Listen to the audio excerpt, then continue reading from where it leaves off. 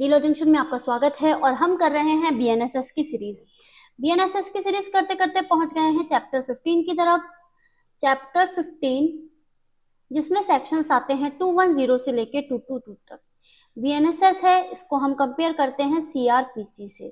ठीक है, चैप्टर का नाम है कार्यवाही शुरू करने के लिए अपेक्षित शर्तें, यानी कि condition requisite for initiation of proceedings. तो क्या होगा इसके अंतर्गत अभी हम देखेंगे। तो ये वो स्टेज होती है जहां से ऑफिशियली कोर्ट किसी मामले को डील करता है। ठीक है, यहाँ से एक तरीके से कार्यवाही वगैरह स्टार्ट होती है, प्रोसीडिंग्स वगैरह शुरू होती है। किस आधार पर शुरू की जाती है? संज्ञान लिया जाता है। ठीक है, संज्ञान लेता है, कॉग्निजेंस लिया जाता है, उसके बाद यहाँ पे प्रोसीडिंग शुरू होती है कि कार्यवाही किस तरीके से शुरू की जाएगी, ये बताया जाता है हमको चैप्टर 15 में। ये वही चैप्टर है जो चैप्टर 14 आता है हमारा सीआरपीसी के अंतर्गत। ठीक है, चैप्टर 14 सीआरपीसी। और सेक्शन कहां तक आते थे इसमें आते थे 190 से लेके, थोड़ा सा इरेज कर लेते हैं, अच्छे से लिखेंगे इसको। ठीक है,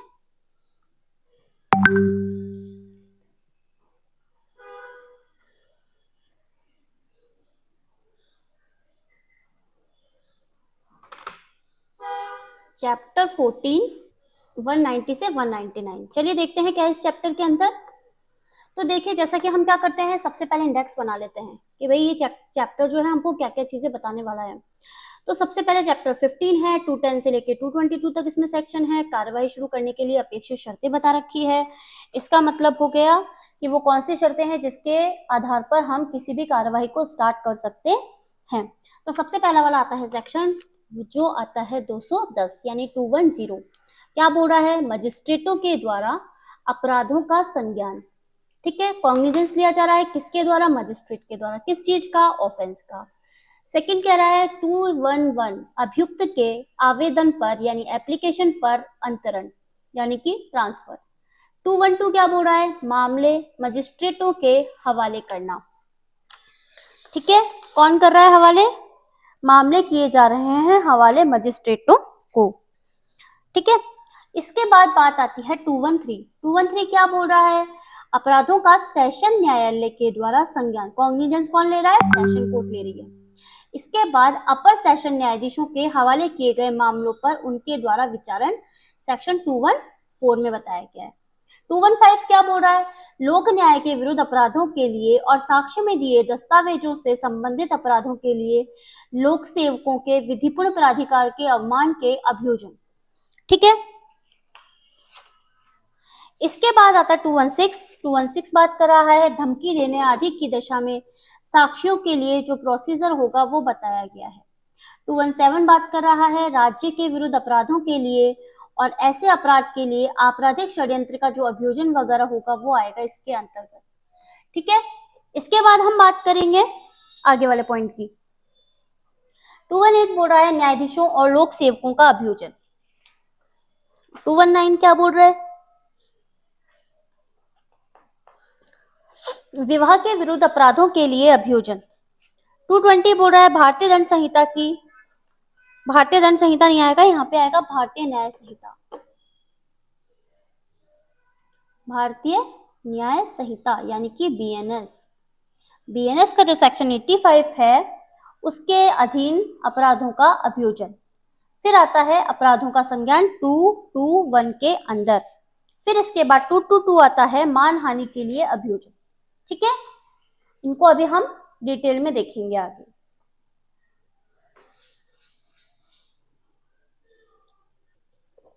तो क्या बात कर रहा है सेक्शन 210? सेक्शन 210 बोल रहा है कि ये वही सेक्शन है जो कि है 190 ऑफ सीआरपीसी।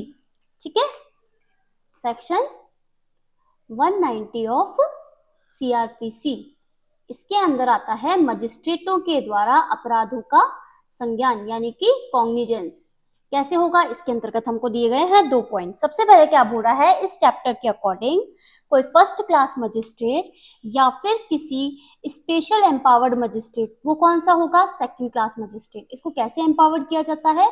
उपधारा 2 में बताया गया, अभी हमको जब हम आगे देखेंगे तब पता चलेगा। तो कौन करेगा? Special empowered second class magistrate क्या करेगा? उसको मिलती है कंप्लेन पर या फिर किसी पुलिस रिपोर्ट पर या पुलिस ऑफिसर से भिन्न, यानी कि कोई व्यक्ति जो पुलिस ऑफिसर नहीं है उसके अलावा कोई व्यक्ति किसी व्यक्ति से सूचना मिलने पर, कोई जानकारी मिलने पर, नॉलेज मिलने पर क्या कर सकता है? इसका मतलब हो गया इस चैप्टर के अकॉर्डिंग या तो जेएम फर्स्ट या फिर special empowered second class magistrate संज्ञान ले सकता है। कैसे? किसी परिवाद पर यानी कि कंप्लेन पर, पुलिस रिपोर्ट पर या पुलिस ऑफिसर से भिन्न किसी व्यक्ति से कोई नॉलेज मिली हो, कोई सूचना मिली हो। तो अब ये बोलता है इसको एम्पावर्ड कैसे किया जाएगा? तो सीजेएम जो होता है हमारा मुख्य न्यायिक मजिस्ट्रेट किसी जेएम सेकंड को यानी कि न्यायिक मजिस्ट्रेट द्वितीय वर्ग को जांच यानी कि इंक्वायरी, विचारण यानी कि ट्रायल करने के लिए या इनका संज्ञान करने के लिए, कॉग्निजेंस करने के लिए सशक्त कर सकता है, पावर कर सकता है, एम्पावर्ड दे सकता है। ठीक है, आई बात समझ में? अब हम बात करेंगे आगे वाले पॉइंट की। 211 कह रहा है अभियुक्त के आवेदन पर अंतरण। तो यहाँ पे दिया जाता है एक सिद्धांत जिसको कहा जाता है निष्पक्ष सुनवाई का सिद्धांत दिया जाता है। तो क्या होता है जब मजिस्ट्रेट किसी अपराध का संज्ञान लेता है? कैसे? जो 210 अभी हम पढ़ के आए थे, 210 सेक्शन पढ़ के आए थे, उसके जो सब क्लोज 1 था उसका जो पॉइंट था सी, उसके अकॉर्डिंग जब संज्ञान वगैरह लेता है तब अभियुक्त को साक्ष्य लेने से पहले इत्तला दी जाएगी। तो यानी कि मजिस्ट्रेट अपराध का संज्ञान लेते हैं उससे पहले अभियुक्त को इत्तला देनी चाहिए कि दूसरे मजिस्ट्रेट से जांच या विचारण करने का वो अधिकारी है। और अगर अभियुक्त को लगता है कि भाई मैं इस मजिस्ट्रेट से कार्रवाई नहीं करवा सकता, यानी कि एक अभियुक्त है या एक से अधिक अभियुक्त हैं, तो उनमें से कोई संज्ञान करने वाले मजिस्ट्रेट के समक्ष जो संज्ञान ले रहा है, जो कॉग्निजेंस ले रहा है, उस मजिस्ट्रेट के समक्ष आगे कार्रवाई करने के लिए अगर किसी भी तरीके की कोई आपत्ति करता है, बाधा डालता है, तो मामला अन्य मजिस्ट्रेट को सौंप दिया जाएगा, जो मुख्य न्यायिक मजिस्ट्रेट द्वारा इस निमित्त विनिर्दिष्ट किया जाएगा। यानी कि जो सीजेएम जो कहेगा उस मजिस्ट्रेट को मामला ट्रांसफर किया जाएगा। अगर अभियुक्त ये चाहता है कि वो किसी अन्य मजिस्ट्रेट से अपनी कार्यवाही करवाए तो वो किसी अन्य को कह सकता है और ये जो पावर होगी ये सीजेएम के पास होगी। ठीक है, अब आता है सेक्शन 212। ये बोल रहा है मामले मजिस्ट्रेटों के हवाले करना। इसका मतलब making over of cases to magistrate. इसके अंतर्गत 2 पॉइंट पढ़ते हैं। मुख्य न्यायिक मजिस्ट्रेट जांच या विचारण करने के लिए जो मामला होता है वो सबऑर्डिनेट जो मजिस्ट्रेट होता है उसको दे सकता है। कोई सीजेएम जो होगा वो इंक्वायरी या ट्रायल करने के लिए अधीनस्थ मजिस्ट्रेट को मामला दे सकता है। मजिस्ट्रेट प्रथम वर्ग संज्ञान के बाद सक्षम मजिस्ट्रेट को दे सकता है जिसको कि सीजेएम विनिर्दिष्ट करेगा। ठीक है, देखिए इसमें पूरा कंक्लूजन दे रखा है कि भाई कौन देगा कौन नहीं देगा। इसके बाद बात करेंगे 213 की। 213 वही सेक्शन है जो कि है हमारे सीआरपीसी का कौन सा सेक्शन है? 193। अपराधों का सेशन न्यायालय के द्वारा संज्ञान, यानी कि cognizance of offence by court of session. तो कोई सेशन न्यायालय किसी आरंभिक अधिकारिता में कोई अपराध का संज्ञान तब तक नहीं कर सकता जब तक कि मजिस्ट्रेट के द्वारा मामला उसको सुपुर्द नहीं किया जाता। ठीक है, जब उसको मामला सुपुर्द किया जाएगा तभी सेशन कोर्ट जो होता है वो क्या करेगा? संज्ञान लेगा। फिर इसके बाद आता है सेक्शन 214। सेक्शन 214 आता है, ये वही सेक्शन है जो कि है 194 ऑफ सीआरपीसी।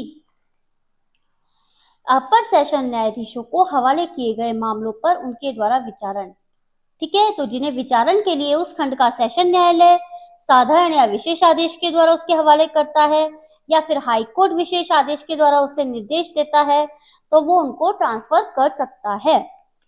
इसका मतलब हो गया कि जो अपर सेशन न्यायाधीश होंगे वो ऐसे मामलों का विचारण करेंगे जो कि सेशन कोर्ट साधारण या विशेष आदेश के द्वारा या फिर कोई हाई कोर्ट जो होगा वो विशेष आदेश के द्वारा उसको निर्देश वगैरह देगा, तो उन मामलों का विचारण कर सकता है।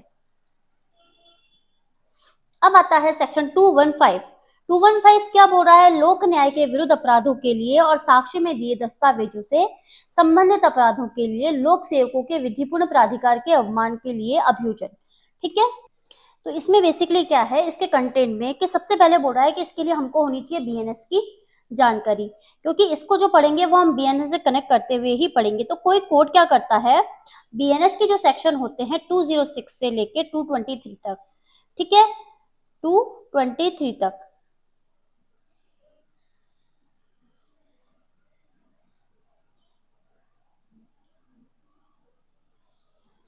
तो क्या होगा इसके अंतर्गत, इसके साथ जो इसके अपराध करने का प्रयत्न होगा, यानी कि इनमें जो धाराओं में अपराध दिए गए वो इनका हो गया अटेम्प्ट, ठीक है, इनकी हो गई कॉन्स्पिरेसी यानी कि षड्यंत्र हो गया।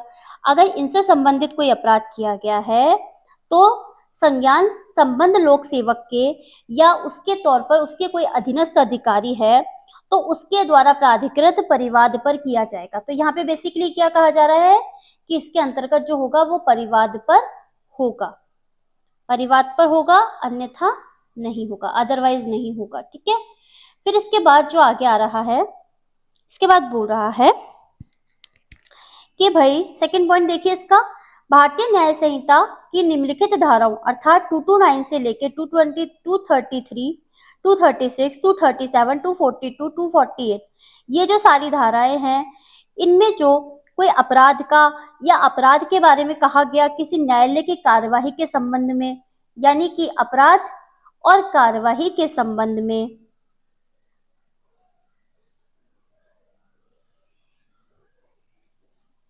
किसी न्यायालय की कार्यवाही में पेश किए गए किसी साक्ष्य में दिए गए किसी दस्तावेज के बारे में, यानी कि दस्तावेज जो किसी साक्ष्य में पेश किया गया है।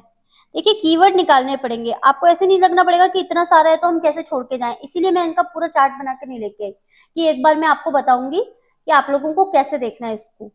फिर इसके बाद होता है कि भाई ये जो पॉइंट हमको दिए गए थे फर्स्ट और सेकंड, तो इसमें किसी अपराध को करने के लिए आपराधिक षड्यंत्र या उसे करने के प्रयत्न या फिर दुष्प्रेरण के यानी कि अबैटमेंट के किसी अपराध का संज्ञान न्यायालय या न्यायालय के किसी ऐसे अधिकारी के जिसे न्यायालय में इस निमित्त लिखित रूप में यानी कि रिटर्न रूप में प्राधिकृत करे या किसी अन्य न्यायालय के जिसके की वह सबऑर्डिनेट है लिखित परिवाद पर ही करेगा, अन्यथा नहीं। यानी कि यहाँ पे फिर वही बात बोली जा रही है कि परिवाद पर होगा, किसी अन्य तरीके से नहीं होगा।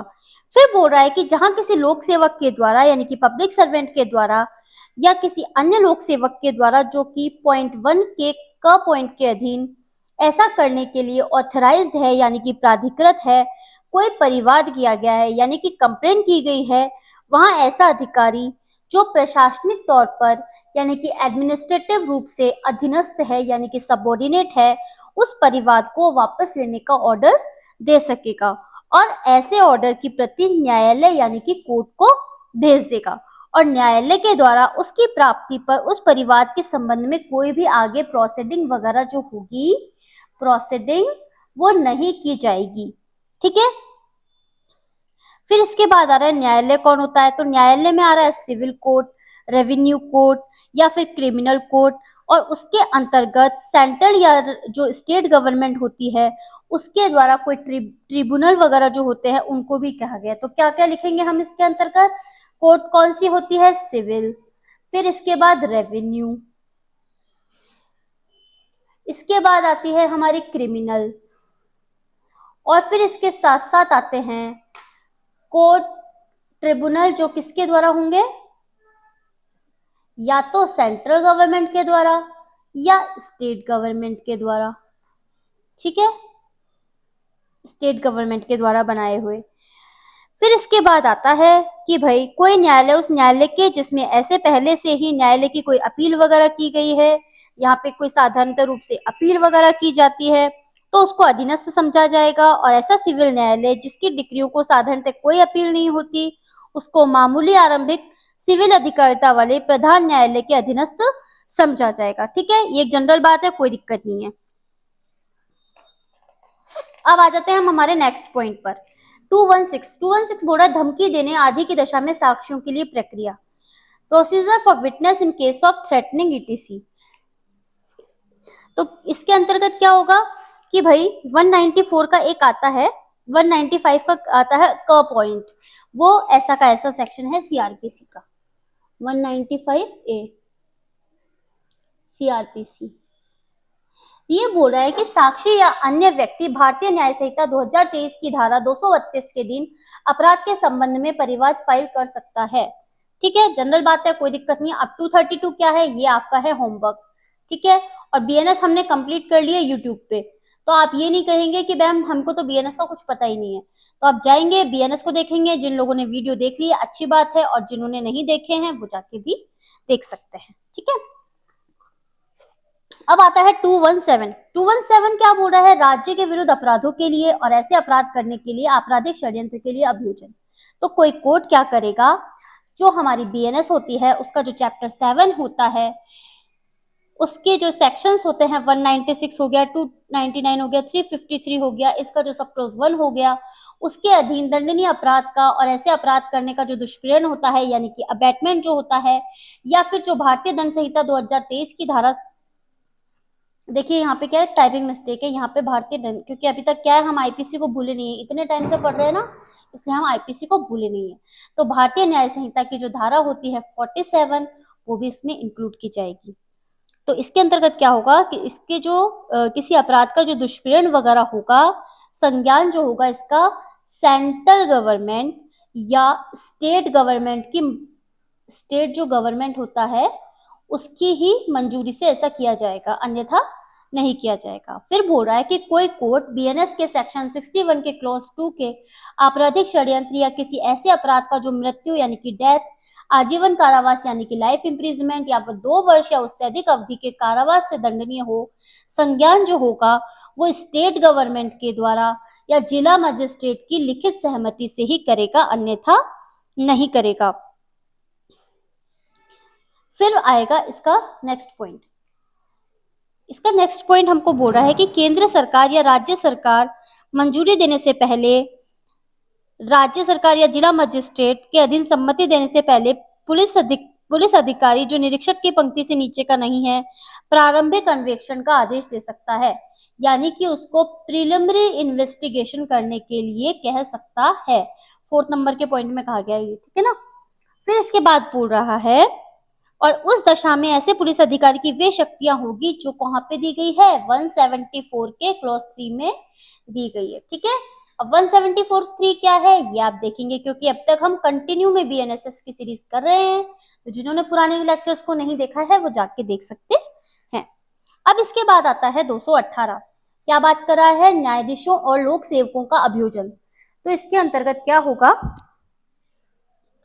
जो न्यायाधीश या लोक सेवक या मजिस्ट्रेट है जो सरकार के द्वारा ही पद से हटाया जा सकता है, यानी कि इसको कौन हटा सकता है, केवल गवर्नमेंट हटा सकती है, अगर पदीय कर्तव्य निर्वहन में, यानी कि अपनी पोस्ट पे रहते हुए अपने कार्यों को करते हुए, कौन से कार्य, ऑफिशियल काम की बात हो रही है, वो घर पे कोई काम कर रहा है उसको इंक्लूड नहीं करेंगे, किए गए अपराध का अभियोग है, तब न्यायालय उसका संज्ञान यानी कि कॉग्निजेंस केंद्र का नियोजित व्यक्ति केंद्र सरकार की, और अगर राज्य सरकार का नियोजित व्यक्ति है तो स्टेट गवर्नमेंट की पूर्व मंजूरी के यानी कि सहमति के बिना नहीं करेगा। ठीक है, अब आता है 219, विवाह के विरुद्ध अपराधों के लिए अभियोजन। तो क्या होगा, विवाह के विरुद्ध अपराधों का संज्ञान व्यथित व्यक्ति यानी कि पीड़ित व्यक्ति के परिवार पर ही किया जाएगा, यानी कि पीड़ित व्यक्ति जो विक्टिम होगा वो कंप्लेन करेगा उसके आधार पर ही किया जाएगा, अन्यथा नहीं किया जाएगा। लेकिन इसके निम्न अपवाद हैं। अपवाद मतलब कि ये बात निम्न चीजों पर लागू नहीं होती, इसका मतलब इसके अलावा कोई भी व्यक्ति परिवाद कर सकता है, नीचे दी गई परिस्थितियां हैं। तो सबसे पहले, अगर कोई 18 वर्ष से कम आयु का है, एज उसकी 18 वर्ष से कम है, जड़ है, पागल है, ठीक है, अंग शैथिल्य यानी कि उसका कोई बॉडी पार्ट काम नहीं करता, या कोई रोग वगैरह है, बीमारी के कारण समर्थ नहीं है, कोई स्त्री है यानी कि फीमेल है, महिला है, जो रीति या रूढ़ियों के कारण किसी कस्टम वगैरह की वजह से लोगों के सामने नहीं आती है, व्यक्ति ऐसा है जो पति है, संघ के सशस्त्र बलों में परिस्थितियों में सेवा कर रहा है, उसको छुट्टी वुट्टी नहीं मिल रही है, और इनकी ओर से कोई अन्य व्यक्ति क्या कर सकता है, कंप्लेन कर सकता है, परिवाद कर सकता है। अब आता है 220। 220 क्या बोल रहा है, 220 ये बोल रहा है कि भारतीय न्याय संहिता 2023 की धारा 85 के अधीन अपराधों का अभियोजन। तो कोई न्यायालय यानी कि कोई कोर्ट भारतीय न्याय संहिता 2023 की धारा 85 के अधीन दंडनीय अपराध यानी ऐसे अपराधों का संज्ञान ऐसे अपराध को गठित करने वाले तथ्यों की पुलिस रिपोर्ट पर, यानी जो अपराध गठित हुआ है, जो अपराध हुआ है, उसके जो फैक्ट्स होते हैं उसकी पुलिस रिपोर्ट पर, या अपराध से व्यथित व्यक्ति द्वारा, यानी कि कोई पीड़ित व्यक्ति है, विक्टिम है, उसके द्वारा, या इसके फादर के द्वारा, इसकी मदर के द्वारा, इसके ब्रदर के द्वारा, या इसकी सिस्टर के द्वारा, या माता पिता के भाई बहन के द्वारा, यानी चाचा चाची हो गए या मामा मामी हो गए, इनके द्वारा किया जाएगा। परिवार पर रक्त विवाह या दत्तक ग्रहण के द्वारा कोई हो उसके द्वारा किया जाएगा। किसी अन्य व्यक्ति के द्वारा न्यायालय की इजाजत से ही परिवार करेगा, अन्यथा नहीं करेगा, यानी कि कोर्ट की सहमति ली जाएगी, अन्यथा नहीं ली जाएगी। अब आता है 221 बोल रहा है अपराध का संज्ञान। तो कोई न्यायालय बीएनएस के सेक्शन 61 के अधीन दंडनीय अपराध का, जहां व्यक्तियों में वैवाहिक संबंध है, यानी कि मैरिड रिलेशन है, जिनके बीच में मैरिड रिलेशन है, उन तथ्यों का, उन फैक्ट्स का जिनसे पत्नी द्वारा पति के विरुद्ध फाइल किए जाने पर अपराध गठित होता है, प्रथम दृष्टया समाधान होने के सिवाय संज्ञान नहीं करेगा। ठीक है, इसमें इतनी कोई डिटेल वाली बात नहीं है, एक लाइन में पढ़ के भी आपका काम चल सकता है। अब हम बात करेंगे 221 की, ये तो हमने कर लिया 222 की। 222 बोल रहा है मानहानि के लिए अभियोजन, यानी कि प्रोसिक्यूशन फॉर डिफेमेशन। क्या होगा? कोई न्यायालय यानी कि कोर्ट बीएनएस के सेक्शन 356 के अधीन दंडनीय अपराध का संज्ञान ऐसे अपराध से व्यथित किसी व्यक्ति द्वारा किए गए परिवाद पर ही करेगा। ठीक है, यानी जो मानहानि का अपराध होता है उसका परिवाद जो होगा वो किस आधार पर होगा? पीड़ित व्यक्ति के द्वारा ही होगा। पर निम्न परिस्थितियां ऐसी है कि कोई अन्य व्यक्ति भी क्या कर सकता है? परिवाद कर सकता है। अगर व्यक्ति क्या है? 18 वर्ष से कम आयु का है, जड़ है, पागल है, कोई अंग काम नहीं कर रहा, बीमारी आ गई, कोई स्त्री है जो रूढ़ियों कस्टम्स के अकॉर्डिंग सामने नहीं आ सकती, कोई व्यक्ति है उसको सशस्त्र बल को सदस्य है, उसको छुट्टी वुट्टी नहीं मिली है, तो इसकी ओर से कोई अन्य व्यक्ति क्या कर सकेगा? कंप्लेन कर सकेगा। और विशेष व्यक्ति के विरुद्ध मानहानि के लिए अभियोजन बीएनएस के सेक्शन 356 के अकॉर्डिंग होगा।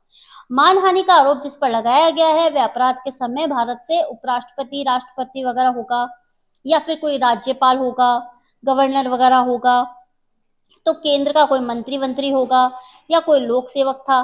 तो संज्ञान सेशन न्यायालय में यानी सेशन कोर्ट में लोक अभियोजक द्वारा लिखित परिवाद से परिवाद करने की जो परिसीमा होगी अपराध से 6 माह की होगी, इस आधार पर ही करा जा सकता है। तो ये था हमारा चैप्टर नंबर 15। उम्मीद करती हूँ आपको चैप्टर नंबर 15 समझ में आया होगा। आपको अगर समझ में आया है, अच्छा लगा है, तो आप इसको करेंगे लाइक, शेयर और सब्सक्राइब। जुड़े रहिए डी लॉ जंक्शन के साथ। और हमारी चल रही है एपीयू की क्लासेस। एपीयू की क्लासेस चल रही है, तो जो लोग चाहते हैं कि हम एपीयू का कोर्स कवर करें, टाइम पे कवर करें, तो आप हमारी क्लासेस से भी जुड़ सकते हैं। बीएनएस की सीरीज हमारी कंप्लीट हो चुकी है यूट्यूब पर, जिन्होंने नहीं देखी है वो जाके देख सकते हैं। बीएनएसएस में हमने कंप्लीट कर लिए हैं 15 चैप्टर। ठीक है, आगे की सीरीज ऐसे चलती रहेगी। उम्मीद कर रही हूँ अगर आपको ये चीजें अच्छी लग रही है तो आप अपने दोस्तों के साथ इसको शेयर कीजिए। ये एक ऐसी सीरीज है जो सबके साथ शेयर होनी बहुत जरूरी है, क्योंकि नए एक्ट हैं, आप ऐसे लाके नए एक्ट, भाई नए एक्ट हैं, सबकी इच्छा होती है भाई नए एक्ट लाके रखें, तो ऐसे लाके रखने से काम नहीं चलेगा, आपको इसको पढ़ना पड़ेगा। तो वीडियो देखिए, कंप्लीट सीरीज देखिए और जुड़े रहिए डी लॉ जंक्शन के साथ। मिलते हैं नए लेक्चर के साथ। Thank you so much.